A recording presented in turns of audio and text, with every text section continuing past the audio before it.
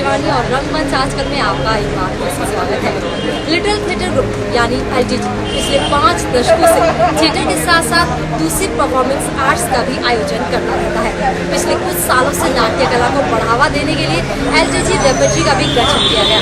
हाल ही में अपने LTG repertory ने आधुनिक हिंदी नाटकों को जीवन देने वाले श्री मोहन राकेश के बहुचर्चित नाटक आधे अधूरे का मंचन किया। क्योंकि तो टकराने वाले इंसान होने के नाते आप में और मुझ में बहुत बड़ी समानता है, और यही समानता आप में और उसमें और दूसरे में और तीसरे में। बहरहाल इस गणित की पहेली में कुछ नहीं रखा है। बात सिर्फ इतनी सी है कि विभाजित होकर किसी न किसी अंश में मैं आप में से हर आदमी हूँ, और यही कारण भी है कि नाटक के अंदर हो या बाहर मेरी कोई निश्चित भूमिका नहीं है। नाटक अंत तक फिर भी इतना ही अनिश्चित।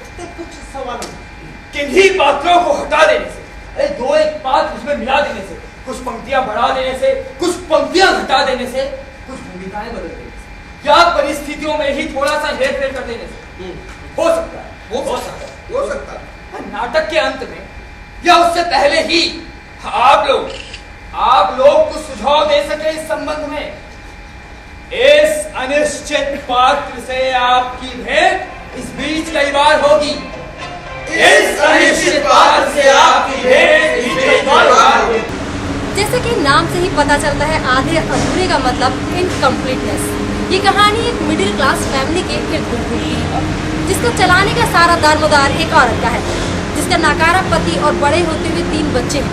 उनके आपसी संबंधों के अधूरेपन को दर्शाता ये नाटक आज से लगभग 40 बरस पहले लिखा गया था, लेकिन मध्यम वर्ग की परिस्थितियाँ आज भी वैसी की वैसी ही है। फिर पढ़ ला एक और किताब। जरा भी शर्म नहीं कि रोज रोज पैसे कहाँ से आ सकते हैं मेरी किताबों के लिए।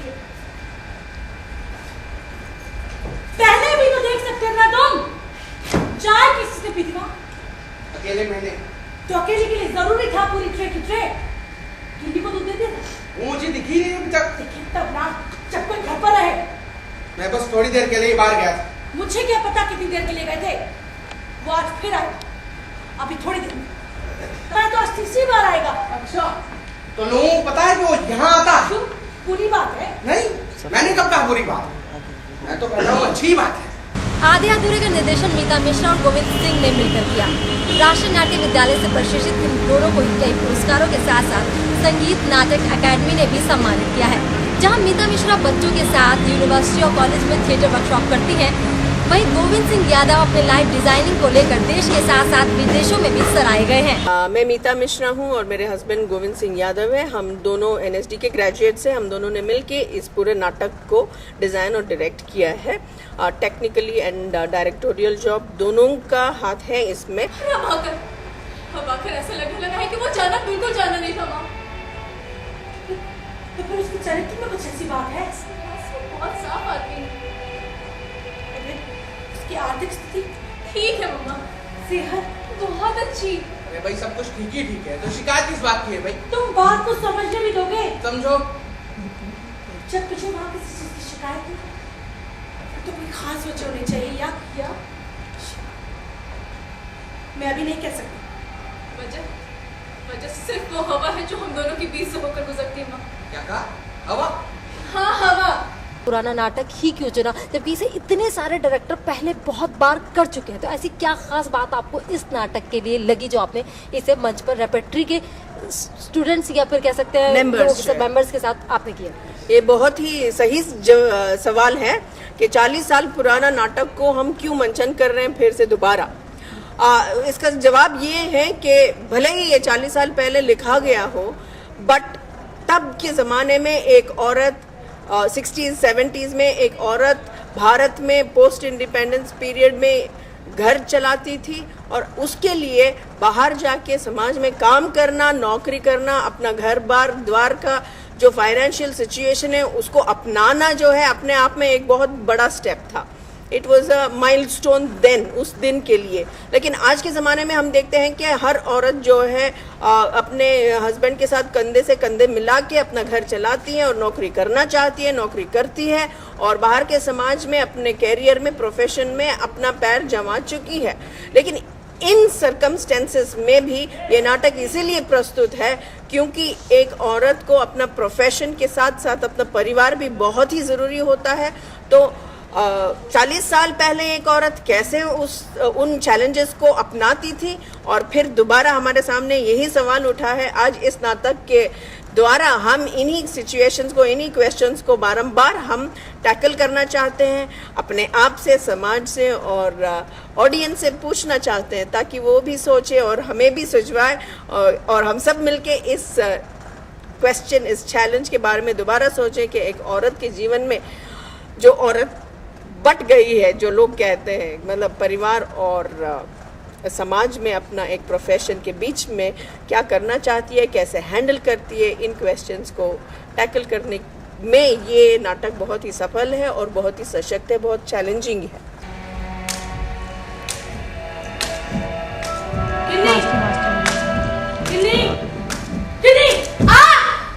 कुछ पता ही नहीं चलता यहाँ तो। क्या कहा तुमने? बताओ, चलता है कुछ पता? जब स्कूल से आई थी तब तो घर पर कोई नहीं था, और अब आई हूँ तो तुम भी हो, डैडी भी है, पिन्नी जी भी है, और सब ऐसे चुप है जैसे कि वो अपना बता कि स्कूल से आते ही कहाँ चले गई थी? कहीं भी चली गई थी। घर पर था कोई कि जिसके सामने यहाँ पे बैठूं? दूध गर्म हुआ है मेरा? अभी हो जाता है। अभी हुआ जाता है। स्कूल में भूख लगे तो पैसा नहीं होता है पास में, और घर आओ तो घंटा घंटा दूध ही नहीं होता है गर्म। हाँ ना, तुमसे अभी हुआ जाता है। तुम जा रहे हो या मैं ही जाऊँ? नहीं जा रहा हूँ। एक और किताब अपने आप फट गई तो मैं क्या करूं? आज सिलाई के क्लास में फिर से वही हो मेरे साथ। मिस ने कहा कि तुम इसकी बात बाद में करना, पहले ये रोज कहती हो कि बाद में करना। आज अगर मुझे रीले लाकर नहीं दी ना तो मैं कल से स्कूल नहीं जाऊंगी। मिस ने सारी क्लास के सामने मुझसे कहा तू और तेरी मिस रोक लगा रखा है जंग को। तो उठा लो ना मुझे स्कूल से। जैसे शौकी मारा फिरता है सारा दिन, वैसे मैं भी फिरती रहा करूंगी। तमीज नहीं है बात करने की। बड़ा भाई है ना वो तेरा। क्यों फिरता नहीं है मारा सारा दिन? फिरनी तुम जब यहाँ थी तो क्या काम करती थी उसके बारे में? बड़ा भी तो बड़ा भाई है, चाहे 1 साल का ही बड़ा हो, पर है तो बड़ा ही ना। इसकी जुबान इतनी ज्यादा खोल दी ना मम्मा। यही बात मैं इससे कह दूं। पहले वो कह लो जो और कहना बाकी रह गया है अभी। मुझे क्या कहना है भाई? मैं तो उसके लिए दूध गर्म कर रहा हूँ। कल मुझे रीलों का डब्बा जरूर चाहिए, और आज मिस बैनर्जी ने कहा है कि फाउंडर्स डे पीटी के दिन 3 नेल किट बनवाने हैं। कितनी? 3 सभी लड़कियों को बनवाना है।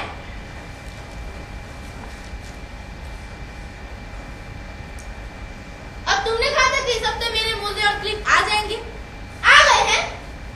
कितनी शर्म आती है मुझे ये फटे मोजे पहन के स्कूल जाते हुए।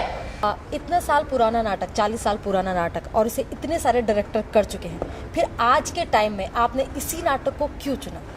वो इसलिए कि मतलब हर आदमी का शौक होता है कि अच्छे नाटक करे, और ऐसे नाटक जिसमें बड़ी संभावना हो सीखने के लिए, डायरेक्टर के लिए भी और प्लस एक्टर के लिए भी। क्योंकि आज के समय में एक्टिंग पे काम होना कम हो गया। मतलब एक्टर जो है धीरे धीरे, मतलब ऐसे टेक्स्ट नहीं होते तो एक्टर बनेगा भी कैसे, कि मतलब जिसमें डायलॉग्स हों, एक्टिंग की संभावनाएं हों। तो और डायरेक्टर के लिए भी एक टास्क होता है कि एक्टर को कैसे बनाएं, कैसे उसके साथ काम करें, कैसे उसको एक्टिंग के पुट्स दे पाए। तो आधे अधूरे में वो सारी संभावनाएं जो एक्टर के लिए भी इंटरेस्टिंग है और डायरेक्टर के लिए भी इंटरेस्टिंग है, सीखने के लिए भी, कराने के लिए भी और करने के लिए भी। तो फिर से दम कर रहा है। चिल्ला क्यों रही है इतना? चिल्ला रही हूँ क्योंकि शौकी से मुझे आता है। अशोक बाबा जी नहीं कह सकते उसे? अशोक बाबा जी। और वो इस वक्त घर के अंदर क्या कर रहा है? अंदर पर सो रहा था, मैंने जाके जगा दिया तो लगा मैंने बाल खींचने। कौन सो रहा था? मैं? बिल्कुल झूठ। शेव करना छोड़ दिया क्या तूने? हाँ, फ्रेंच कट रखने की सोच रहा हूँ। कैसी लगेगी मेरे चेहरे पर? मेरी बात सुनी नहीं किसी ने। अंदर मेरे बाल खींच रहा था और बाहर आकर के मैं तुमसे एक सवाल पूछ सकती हूँ अशोक? पूछो। इस लड़की की उम्र कितनी? यो मैन, यही तो मैं तुमसे पूछना चाहता हूँ कि 12 साल की उम्र में ये लड़की कुछ 13 साल अशोक। 13 साल की लड़की कितनी बड़ी होती 13 साल की लड़की 13 साल बड़ी होती है, और 13 ही साल बड़ा होना चाहिए इसे। पर ये लड़की तो कुछ है? जाती बच्ची नहीं है जो तो उसकी बात खींचता फिरेगा। तब तो माफी मांगनी चाहिए मुझे। जरूर माननी चाहिए। मैंने इसके हाथ से वो किताब छीन ली। कौन सी किताब? ये किताब। झूठ, बिल्कुल झूठ। मैंने कोई किताब नहीं देखी इसकी। हाँ, नहीं देखी? कौन सी किताब? मैं देख सकता हूँ? नहीं, आपके देखने की नहीं है। मेरे लिए काफ़ी चैलेंजिंग रहा ये रोल, क्योंकि मैं अपने ओरिजिनल कैरेक्टर से एकदम अपोजिट कर रहा हूँ। ओरिजिनली मैं इतना ज़्यादा चिल्लाने वाला, इतना ज़्यादा घर में परेशान करने वाला नहीं हूँ, बट ये मुझे थोड़ा इंटरेस्टिंग भी लग रहा है कि एक नई चीज़, एक नया चेंज मिला है मुझे इसे करने के लिए। मुझे भी काफ़ी एक्सपीरियंस मिला, क्योंकि इनका एज फिर भी एक ही है, पर मेरा एज जो है 13 ईयर्स ओल्ड एक लड़की का कैरेक्टर है, और मैं अपने एज से लगभग 8 साल पीछे गई हूँ। तो काफ़ी सारे एक्सपीरियंस रहा। वही एक ही बात है कि अपनी कैरेक्टर का बिल्कुल अलग कैरेक्टर कर रही हूँ मैं, तो बहुत सारी ऐसी शैतानियाँ भी करने के लिए मिल रही हैं, तो बहुत अच्छा एक्सपीरियंस रहा। मेरी उम्र कितने साल की है? कितने साल है मेरी उम्र? ये तुम्हें आज पूछ कर ही जानना है क्या? हाँ, ये आज मुझे पूछ कर ही जानना है कि कितने साल हो गए मुझे इस जिंदगी का भाड़ होते और इस परिवार की देखरेख करते, पर मैं पहुंचा कहाँ हूँ? यहाँ कि जिसे देखो वही मुझसे बदतमीजी से पेश आता है, उल्टे ढंग से बात करता है। डैडी मैंने तो सिर्फ इसलिए कहा था कि सबके पास एक एक वजह होती ही है। इसने इसलिए कहा था, उसने उसलिए कहा था, पर क्या मेरी इस घर में यही हैसियत रह गई है कि जब जो जिस वजह से मुझे कुछ भी सुना दिया करे मैं चुपचाप सुन लिया करूं? हर वक्त की धुतकार, हर वक्त की कोच, क्या इतने सालों की यही कमाई रह गई मेरी इस घर में? ये सब तुम किसे सुना रहे हो? किसे सुना सकता हूँ? किसे सुना सकता हूँ? लिटिल थिएटर ग्रुप ने रेपर्टरी का गठन करके थिएटर के विकास के लिए एक अच्छी पहल की है, जिसमें कलाकारों को आर्थिक लाभ तो होता ही है, साथ ही दर्शकों को भी एक अच्छी प्रस्तुति देखने को मिलती है। हमें उम्मीद है कि आधे अधूरे की सफलता के बाद एलटीजी रेपर्टरी कुछ और नए नाटकों से हमें रूबरू करवाएगी। रंगमंच आजकल के सफर में बस इतना ही। आने वाले अंकों में हम आपको इसी तरह की रंगमंच की दुनिया से अवगत कराते रहेंगे। तब तक के लिए बाय।